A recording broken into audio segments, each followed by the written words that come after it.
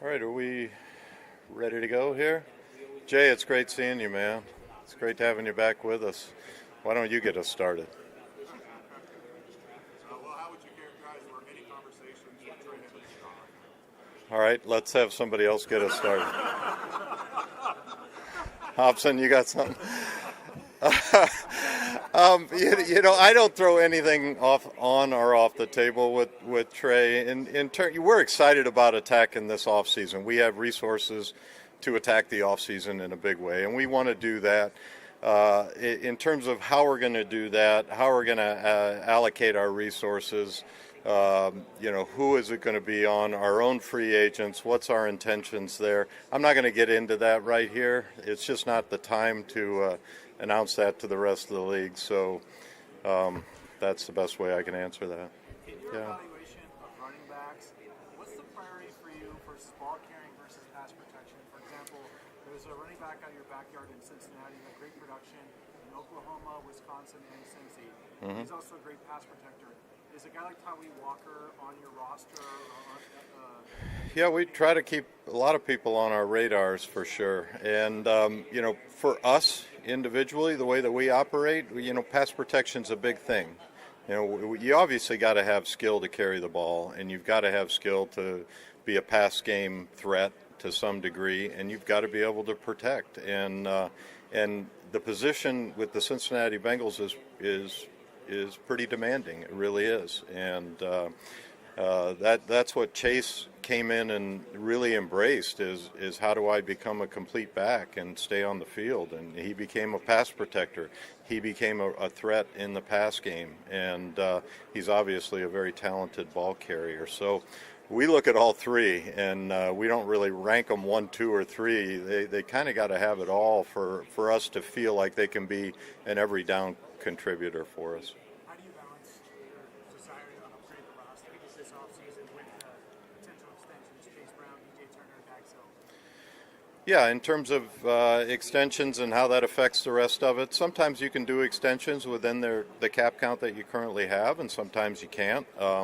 We juggle all those things. We have a number of resources, and we're going to use them the best way that we can to improve as many areas of our roster as we can. We have things that we definitely want to get done, and we've put a lot of time into it. We've had a lot of people involved in trying to sketch out the best plan. Now, the best plan never goes as orchestrated, but we have a good plan in place, and we're looking to improve our team in every way we can. And if that's with extensions, so be it.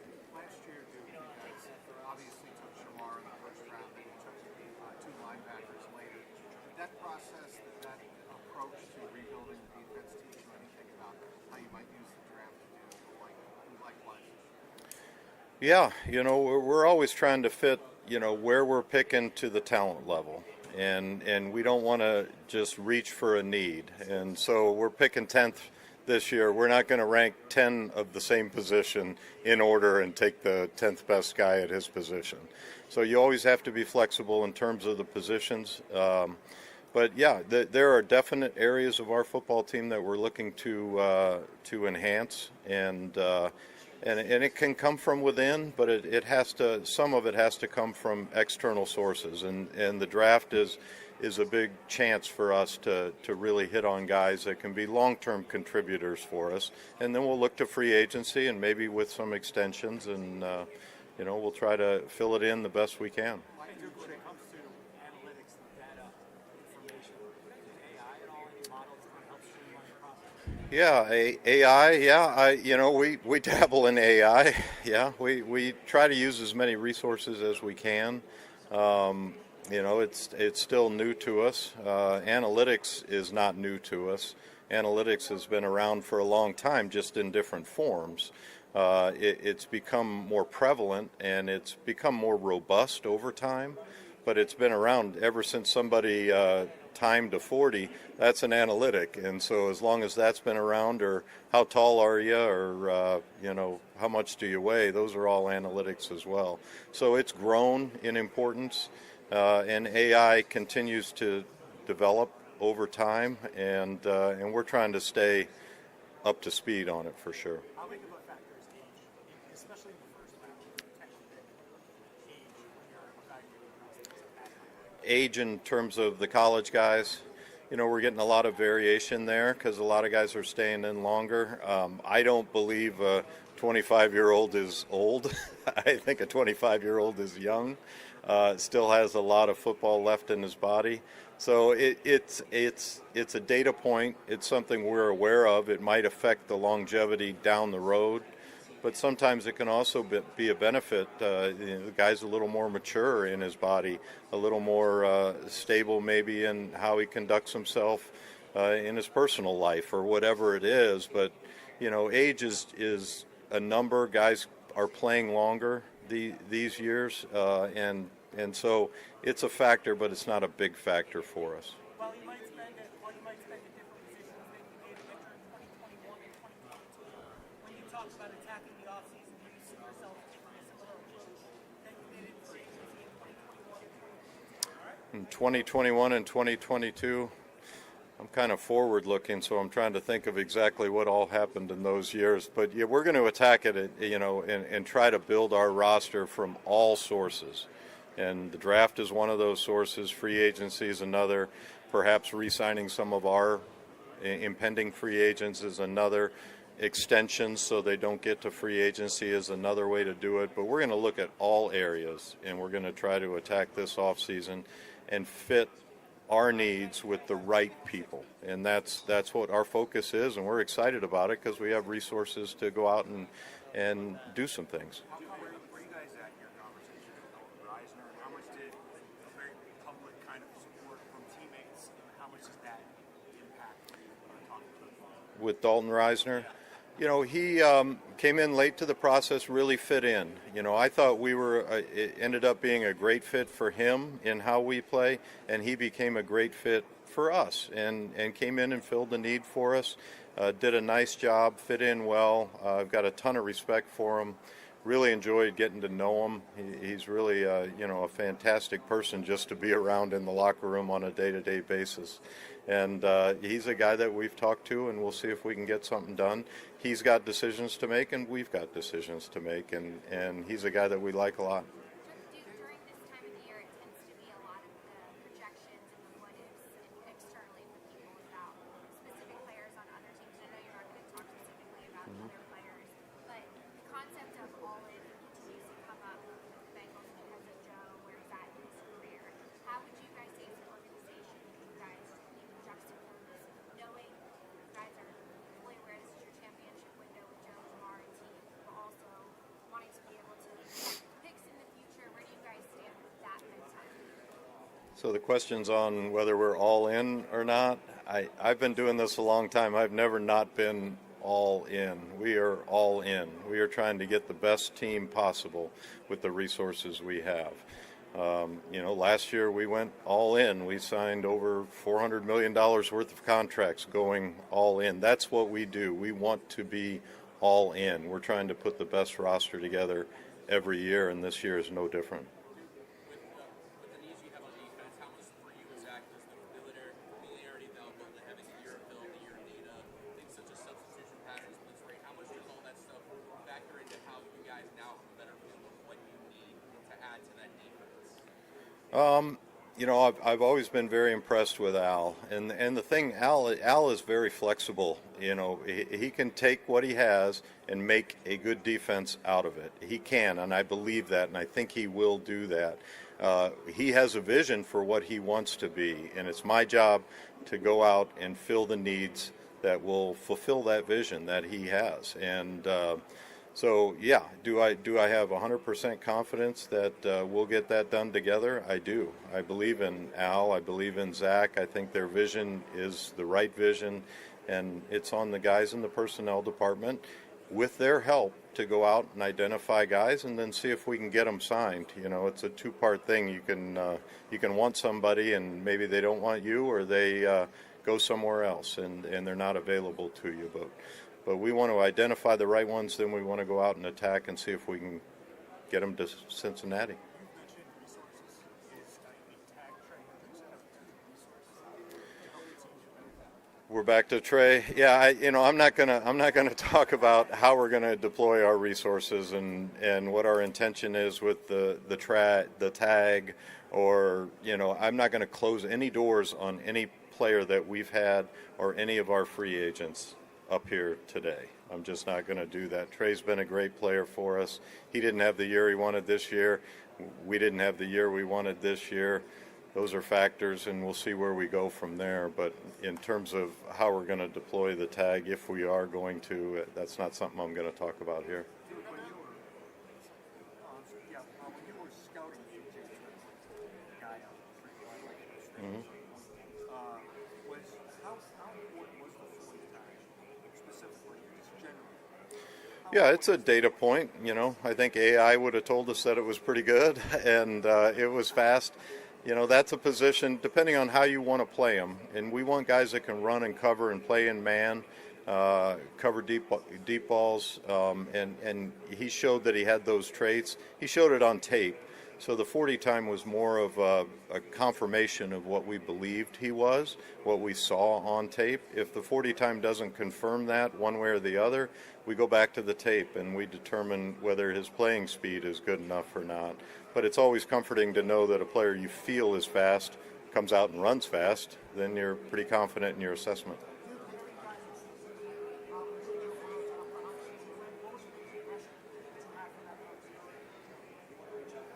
The conversation, which one was that?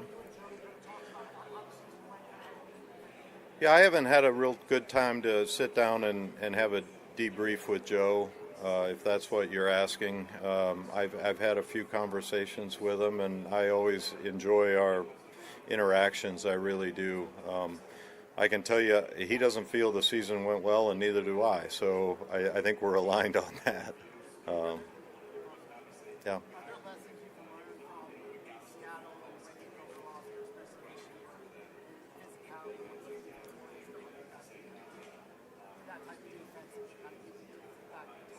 Yeah, Seattle did a nice job, and they had a very good front, and they had a physical front, and they had a wave of guys that kept coming through, and that's something every team wants. You ask anybody in my position with any of the other teams, they want that defensive line, they want the wave, and we would like to get to the point where we have a couple different groups we can deploy in there and keep them fresh and really get after the passer. And you got to stop the run in order to get after the passer. And it was impressive to see, Seattle's D-line play, and they had a great scheme. And congrats to them. John's a good friend of mine. In that regard, with Shamar Stewart, how did you feel like he played and what his role maybe looks like going forward, and how much do you have to have a good feel for that to understand how you're going to maybe try to attack free agency in a position like it? I'm excited about Shamar. All of us are excited about Shamar. The first year didn't go the way he wanted. He didn't have a ton of practice. He played healthy in the first game, and then he wasn't healthy the rest of the year. And that's tough on a young guy, because when you're not healthy, you're also not practicing. And so he didn't get those reps. To his credit, he had never been injured in his football career ever. And he had two pretty significant injuries this year, battled back to be able to get on the field for us, and that was that was good to see. That was good to see, his ambition and his drive to, I'm getting back out there. I'm not going out like this. I want to play, and so those were all positives. But to analyze his season is tough, because he really wasn't healthy beyond the first game.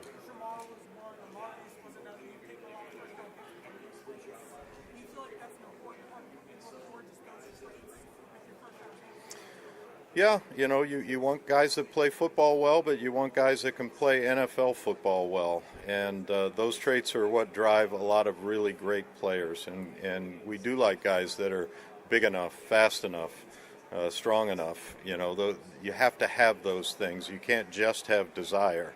Desire with not any physical traits, you're going to be doing my job, and you're not going to be playing NFL football for us. But there's a marriage between the two. Young guys like those two that you mentioned, those guys have a lot of future in front of them, and so we want to build that future with them, and we believe that that'll be a really positive future. You look for your next external leader maybe to come in the building on defense. Yeah. You, Steve, Trey, sit down. What are those traits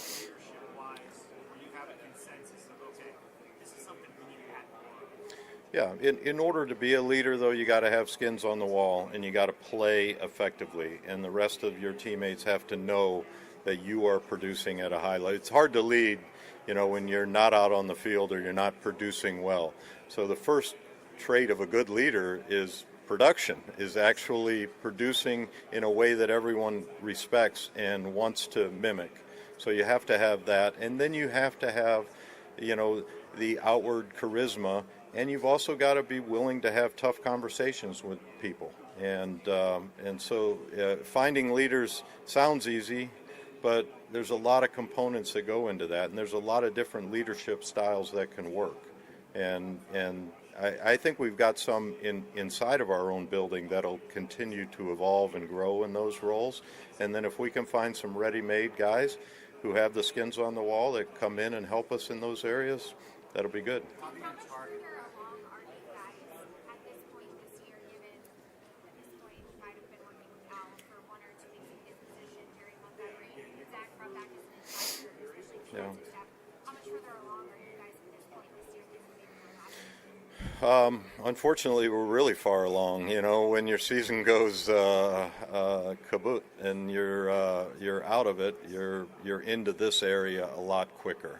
And we have stability on our coaching staff, and so we are far along. We feel very confident in what we want to do, who we'd like to do it with, and we'll see if those things can come together. But we feel like we're really prepared for this event and for free agency.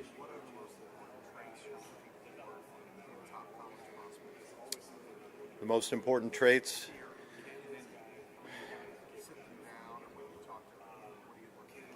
The number one trait, you have to love football. You have to be playing football because you enjoy the game. If you're playing football just because of what it brings you, it's normally not going to be a long-term thing for you. You have to be playing football because you love doing it. And so we really want to know, does the guy love football? If it didn't bring the things that NFL football brings, which are great, but if it didn't bring those things, would he still be playing? Would he still be playing in the Arena Football League or wanting to go to the CFL? Or does he love the game? And then we can build off of that. Does he have the traits to play? Does he have the speed, the size, the strength? Does he have the production? Can he develop the production? Those things all come after.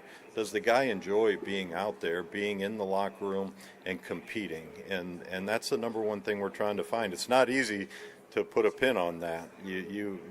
Nobody will raise their hand and say, "Nah, I'm not about that." They'll tell you they're about it, but you have to judge their actions, how they play, their interactions with their teammates, the information you get from the sources at the school, and you have to divine whether the guy really enjoys what he wants to do for a living. All right, thanks, Duke. We're going to switch things up. You bet.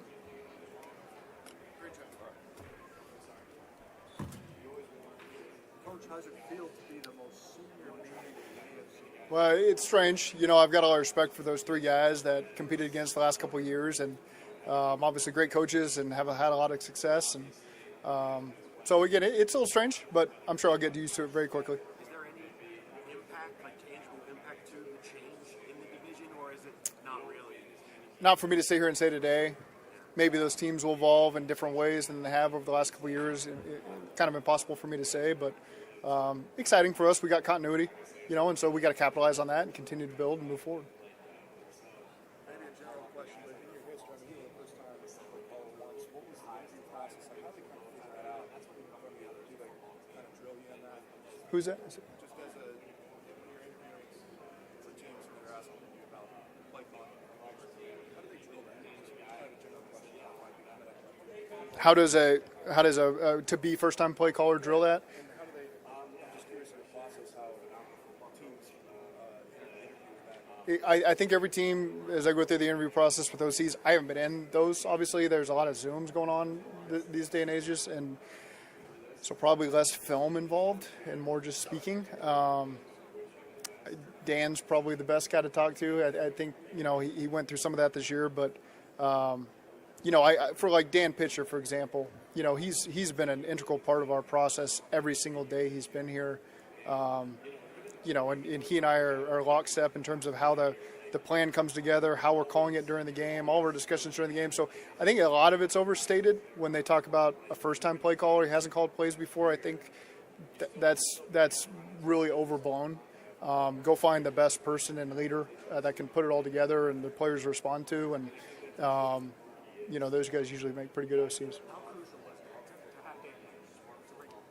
Well, for me, critical. But at the same time, I know there's a difference in not calling plays and calling plays. And so I'm open to that, and Callie went through that too. And he got a head job.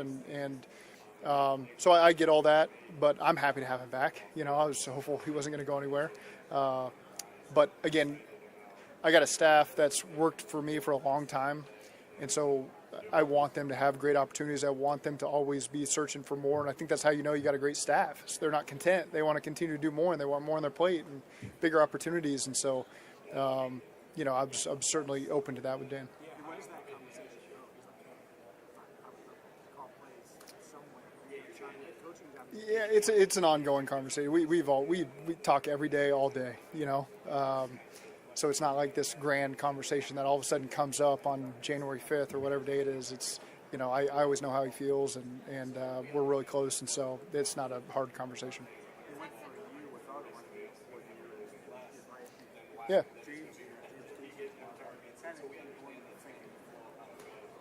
Sure. So making James Casey the run game coordinator, that's a title he's earned. One of the hardest workers I've ever been around. I've said it a million times, the best tight end coach in the league. How he sees the game, I think, is unique, and it's important for us to have on our staff. Every time he opens his mouth, I value his opinion because I know that it's coming from a place of confidence and a lot of hard work that he's put in to formulate that opinion. He's not just quick to speak. He's not a guy who's throwing out 1,000 ideas because he wants to be heard, he wants to talk. He's a guy that's very thoughtful that when he speaks. Our overall structure, we still have a lot of people that we trust in the run game that are still a big part of it, but I thought James was very deserving of this title because of the work he's put in over the last 7 years, and James never asked me for anything, and so I'm grateful to have him on our staff. I'm grateful for him to have this title and to be a large part of our leadership group moving forward, and I'm just excited for James. Samuel just got finished saying that he feels like you guys are really prepared for the combine and for agency because obviously there's a ton of coaching changes. Do you feel that way? I do. I do. I think especially when you look at our defensive staff, light years ahead of where we were last year. We were talking scheme every day and trying to get up to speed on who our current players are because a lot of these guys were obviously hadn't been here. We just hired them, and so now we've immediately we didn't take a very long vacation. We were back in the office very quickly for the reason of being on top of free agency and the draft process, so that we can get all the information, all of our thoughts and feelings on players to Duke and his staff, and so now we can coexist together and formulate the best opinions for our team. And so I feel I didn't exactly hear what Duke said, but I know we are so much further along in this process. That's maybe the worst way to put it, but just we're in a very confident place right now as coaches. They always do their work ahead of schedule, but we're in a great place right now as coaches and can get that information to scouts. I talk a lot about premium positions this time of year, and safety isn't usually amongst them, but the trend in the league with Derwin James, Ian Murray, Kyle Hamilton, do you feel like that is becoming more of a premium position now because of the way that some teams have been able to make it really challenging on offenses? I think you just those are really unique players, and so those players that you mentioned, Kyle Hamilton doesn't walk through the door every single draft, and so again, we're still going through the process of trying to find the best players that fit us at whatever position they play, and those are three great players that pose a lot of challenges for offenses that face them. We didn't play Seattle, so I'm not as familiar. But again, we're just trying to find the best players that fit us that can help us go win a championship. I know James was up next, and I'll come in. What are your expectations from a coaching standpoint for agency? Like, do you go in expecting, hey, we're going to add this area? Well, we go in, we go with our scouts and develop our thoughts on needs we might have on both sides of the ball, how they can help us, special teams as well. And then we jump into free agency and we see. We get with, our scouts do a great job getting with these guys during that negotiating process and figuring out what fits for us. And then you're ready to shift if something doesn't work out to another position. It's a fun process to be a part of. There's a lot of work that goes into it. You got to do a lot of work on a lot of players because, again, it's a very quick process that happens very fast that can shift in a moment's notice, and you got to be ready to go get another great player. And so our guys, our scouts and coaches have done a great job with the evaluation process, and I feel like we're in a good spot. If you take you back in time for a second, 21 and 22, teams were littered with guys that you added in March. Does anything stand out about those marches? Yeah, I think that they all happened at different times. They weren't all day one of free agency. Some of those guys, I remember getting Von Bell several days in free agency. There's been others that have helped us that have come later on. And so, Dalton, we got Dalton in August this year, and he helped us. So we'll be prepared for the moment and see where it ends up for us. Onboarded 3 rookies last year on defense, got them up to speed. I'm curious from your point of view as head coach, did you learn anything from that you might be able to apply at this point? There was a lot of rookies at once. There was a lot of onboarding. I'm curious if that experience has taught you anything about how you might deal with presumably another draft where you're at. I don't think so because I think every year is just different. I know I say that regarding a lot of different areas, but just putting young players on the field, it could be a different year as well. There might not be as many because I feel like we got a lot of guys returning that have a lot of confidence in, and we'll see how it fits with free agency in the draft, and I'm excited to see how that process unfolds. Obviously, every time you add someone, they've never been on the team before. How do you go about the process of making sure you're identifying the right guys without them? Every resource imaginable. It's whatever connection we have to someone who's been around them, whatever scouting report we had on them coming out of college. There can be a lot of different ways you approach it. We try to utilize every single one of them. You want to make sure you're getting the right person that walks in. You're not bringing in a problem. You're bringing in one of us, someone that fits our personalities in our locker room. And so we spend a lot of time. We're very careful with who we bring in and try to make those right decisions. Ben, I know you had one.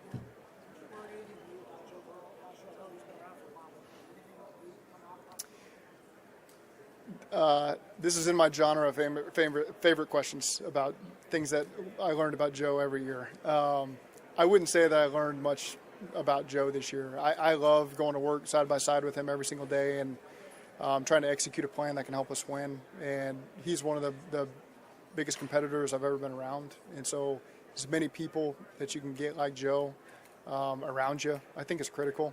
He's a champion. He knows how to win. He's won before. And he wants to do whatever it takes to get back to the top, and let us go win a Super Bowl. So I can't say that I learned anything from Joe this year, but every year we gain experiences side by side with each other that I believe will help us win a championship.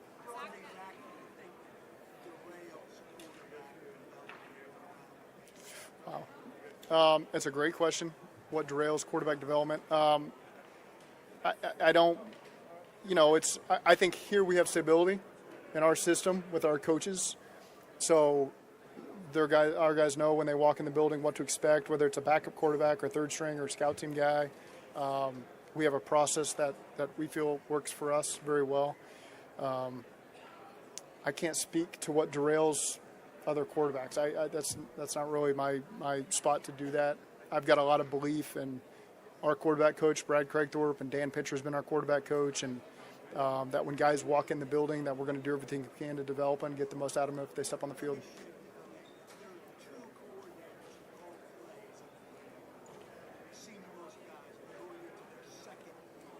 Yeah.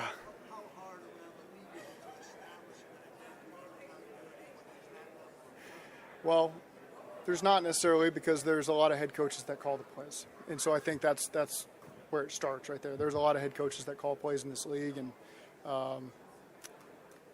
there's a lot of criticism that comes with calling plays. And so if you're just the coordinator and you call the plays, typically in 3 years you better put your house on the market. You're either going to be a head coach or you're going to be fired. I mean, that's the way it goes.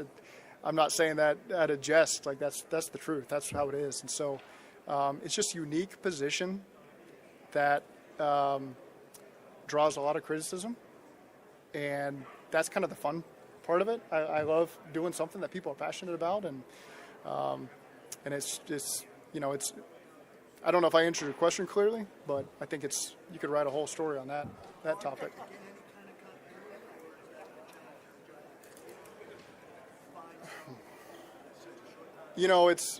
It's a topic that I haven't had to deal with because we've had continuity. I had Brian my first 5 years, and Pitch was our quarterback coach, and we've had him the last 2 going on 3. So I'm not the best to speak on that. I'm happy with where we're at, and I'm happy with the process we have and the people we have involved in it. Zach, the NFL lost a player in Ron Taylor this weekend after he got injuries. In your players' experience with injuries, how do you go about supporting them psychologically, not just physically? It's a great question. I think everyone would probably give you a slightly different answer because of how their place is, and try to be there for these guys. Do I always do enough? I don't know if I always do enough. I honestly don't. And you hear players that have gone through a significant injury that when you were there for them or someone was there for them, they're always very loud. This person, I appreciated that. That really helped me through the process. And that always resonates with me. I'm not going to sit here and say that I feel like I've been perfect in that area. It's a great topic you brought up because it is important. It's not a throwaway. We do have to support these guys when they go through that stuff. It's you hope it never leads to a tragedy, but I know that's a tough topic that we got to continue to be better at.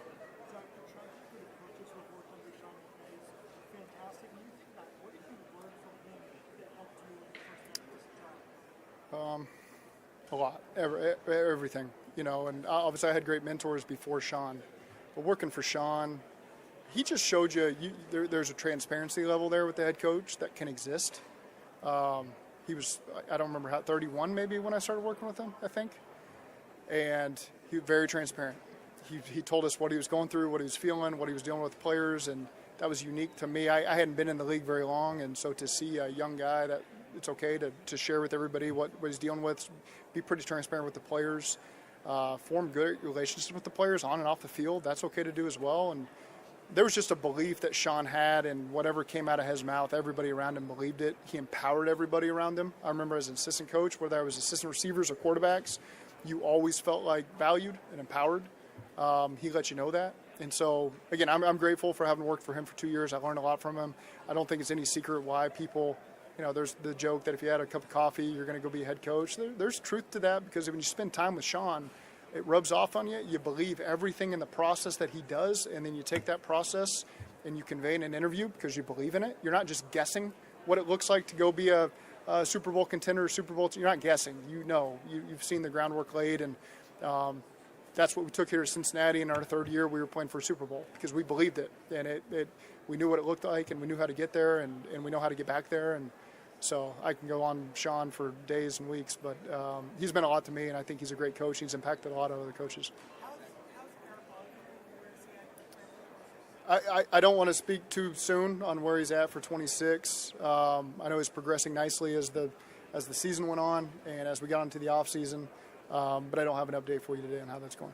You look at backup quarterback. I'll go ahead and you now. Yeah, so second year with Alvin, your defensive coordinator, how much, I asked you this question earlier, but how much is now having more familiarity with Alvin's defensive staff, when you've seen on film, pouring over even the advanced data, what does that do as far as identifying players you want to find from a culture and potential scheme and not just in advance? I think just for having coached those guys for a year, our defensive staff, they know exactly what we have in the building. A lot of young players coming on, a lot of veterans, how they fit with us. And so now what are our needs? And I'm not going to get into what our needs are, but guys that can walk in here and help us. And these interviews that we do with these guys help us. We get to know these people. We get to put a name with the face as we watch the tape and all the traits we're looking for. And so it's exciting to have that staff back for year 2 and to be able to attack the draft with these guys. I think that's a lot of fun for me and for them. Someone over here has. Is your quarterback evaluation up a couple notches this year with the potential opening backup? I think that's fair to say. It's obviously Joe Flacco will be a free agent, and so we've got to evaluate everybody that's out there. And I don't know where to fall. I don't know where to fall in free agency or the draft, but certainly something we're going to be paying attention to.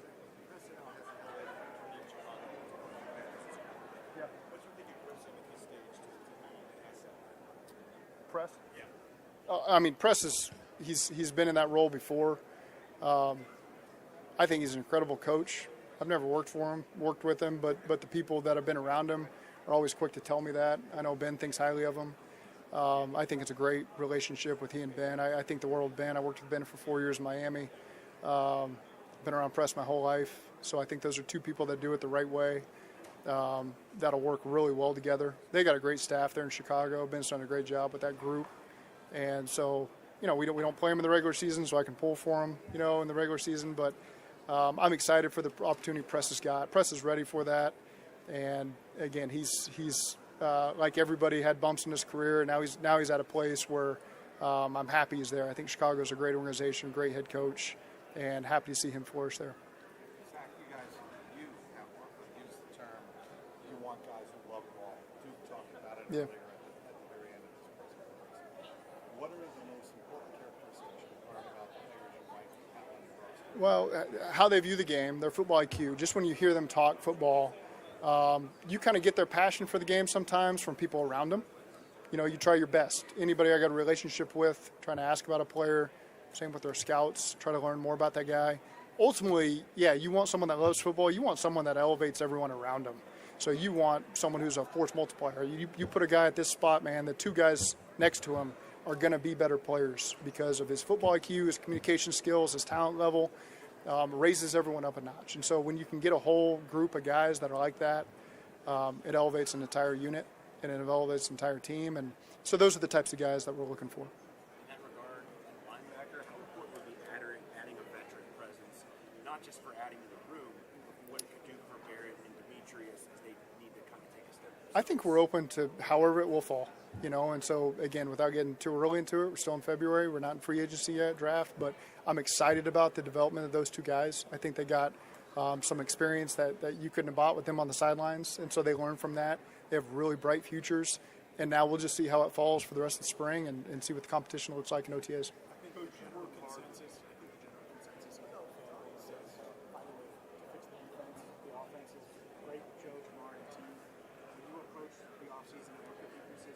Could you identify stuff on offense that you Well, I think there's things we need to be better at. We didn't take care of the football this year, and so it doesn't matter what kind of talent we have on offense. We did a poor job in the turnover margins on both sides. Defense got better as the year went on, but offensively, we didn't finish in an area that puts you in the playoffs or wins divisions or anything like that. So I think forget about the talent level. Those are things that as coaches and players we got to do a great job capitalizing on to give ourselves the best chance. And we did hit the top of how we wanted to play in any area on our football team, and that's all three phases. And so I do think that we've got a lot of talent. There's probably not a lot to do on offense with our personnel.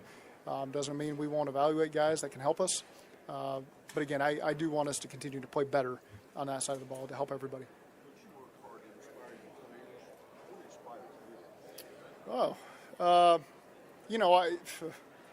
I can draw inspiration from a lot of different things. I probably speak a lot about my dad. My dad inspired me just the way he lives his life, and he's gotten the most out of his children, I think, and what he's wanted from his life. He was my first coach in everything I did. I saw the way he was an example for his kids.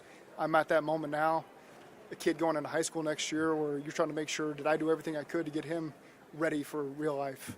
And so you think back on lessons from my dad. I can think about the other day. My son asked me, it's freezing. We all live in Cincinnati. It's freezing right now. It's brutal, okay? And probably 20 degrees, and he texts me, can we go throw at 6 o'clock at night? And I almost made the excuse, it's too dark. It's going to be dark in 20 minutes. We can't do it. But I thought that's not what my dad would do. He'd go throw with me. So I picked up football. We went out to Kilgore Elementary School and threw and had a good time. So great question. Yeah. Sure. Well, I think it's important in this profession to have people around you that support you and love you, and I brought you up the right way. And I know Preston and I are fortunate to have that family, and so that means a lot to us. All good? All right.